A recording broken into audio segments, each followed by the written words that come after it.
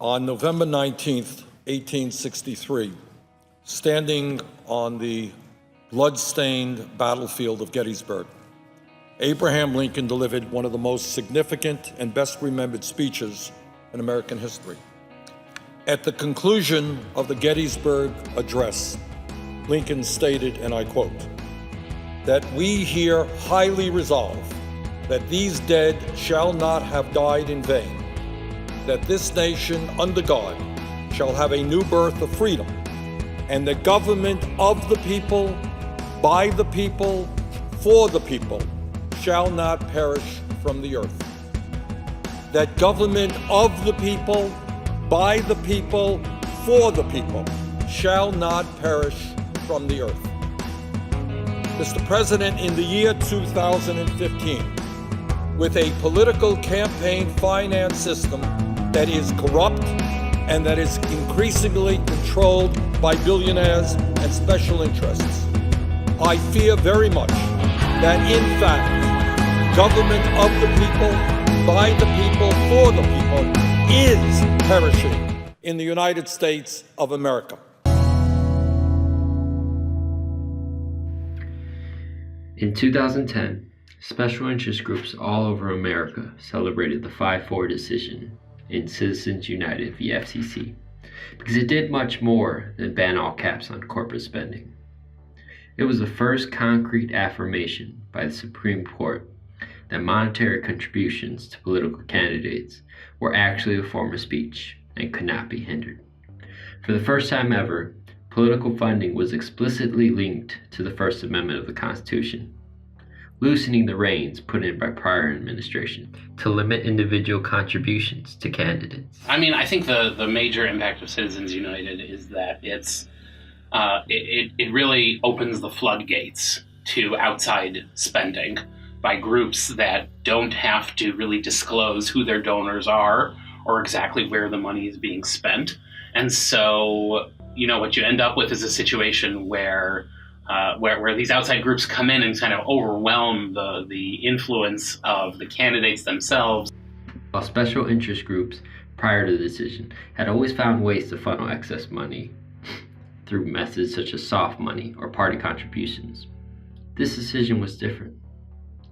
Rich people could funnel millions of dollars into corporations that had no spending limits, and since they were private entities, they didn't have to disclose individual contributions to that fund.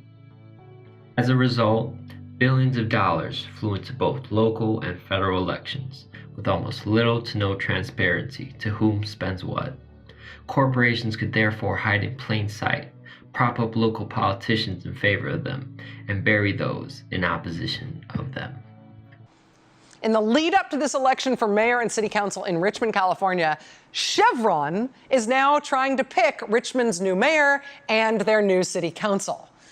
And why not? They've got a refinery there. They would prefer their own candidates to run local government there in order to get out of Chevron's way. And so they are trying to install their own local government. They've been putting up these billboards. They've been sending out glossy mailers like these ones to the city's residents. They've been running lots of TV ads against city council members, the ones that Chevron, would like to see ousted. Because California is one of those states where you have to say right on the ad who's paying for it, you can follow this as they do it. Major funding by Chevron. I mean, just for context here, in terms of what they've done, the candidate who Chevron is supporting for mayor, the guy on the billboard, he's had so far $1.3 million of Chevron dollars, Chevron cash, sent on his behalf in this race for small town mayor. $1.3 million so far. His opponent, the guy that Chevron wants to defeat, last count, he had about $22,000 cash on hand. So $22,000 versus $1.3 million for a small town mayor's race. The introduction of unlimited corporate spending took political strong-arming to another level, one in which the average voter had no seat at the political table. Since candidates knew that the side that raises the most money almost always wins, candidates flung themselves to the arms of super PACs, who had the spending power to keep up with the other party. Special interest groups were not just players in the political system anymore. They were kingmakers, delegating power for people to do their bidding. And that's exactly what they did. We still have a lot of people here who are loyal, obedient to the gun lobby, not to their constituents. This is not a controversial issue out in the American public. Polls show that 90% of Americans support background checks before you buy a gun and support keeping terrorists or would-be terrorists from getting guns. There's virtually nothing in this country in which 90% of Americans agree. This is an exceptional issue to have that much consensus, and yet the NRA, the gun lobby, doesn't support it, and right now there are a lot of members of Congress that are listening to them instead of listening to their constituents.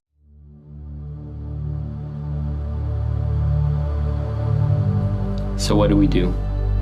How do we counter this wave of political coercion, the likes America has never seen before? Well, we start caring. Overturning previous court decisions that created this mess, like Citizens United, are essential. But if we don't start making campaign finance a main priority in our political dialogue, if we continue to foster a culture in which politics isn't personal to the vast majority of the population, then we'll never get big money out of politics. As Americans, it is our civic duty to be invested in our government, even when politicians aren't invested in us. Especially when they aren't invested in us. If politicians won't stand up for our values, then we have to stand up for our own. Do you think that the average citizen, can make your voice heard in a society where, money is speech?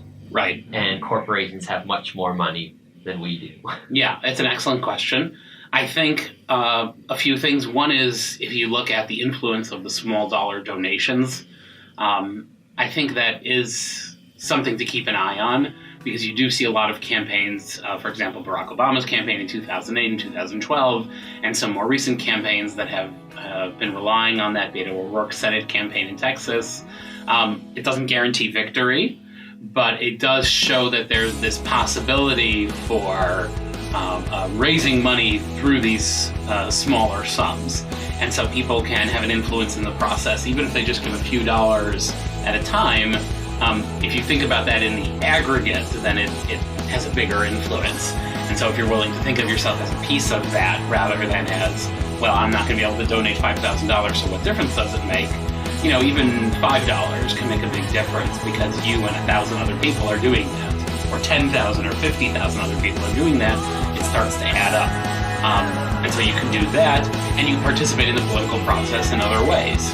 You vote, you campaign for the candidates you care about, you show up to rallies, you get out and protest in favor of the things that you care about.